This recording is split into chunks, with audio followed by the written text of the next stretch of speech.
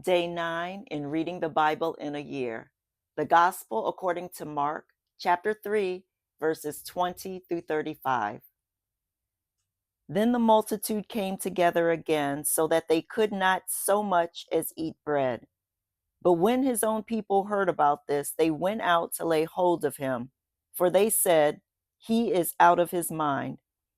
And the scribes who came down from Jerusalem said, "He has Beelzebub, and by the ruler of the demons he casts out demons." So he called them to himself and said to them in parables, "How can Satan cast out Satan? If a kingdom is divided against itself, that kingdom cannot stand. And if a house is divided against itself, that house cannot stand. And if Satan has risen up against himself and is divided, he cannot stand but has an end.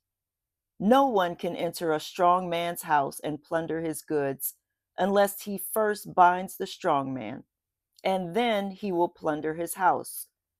Assuredly, I say to you, all sins will be forgiven the sons of men, and whatever blasphemies they may utter.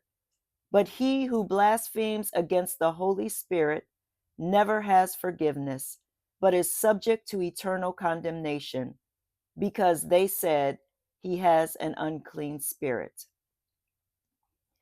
Then his brothers and his mother came, and standing outside, they sent to him, calling him.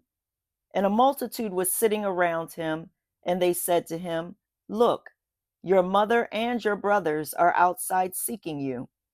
But he answered them, saying, "Who is my mother or my brothers?" And he looked around in a circle at those who sat about him and said, "Here are my mother and my brothers.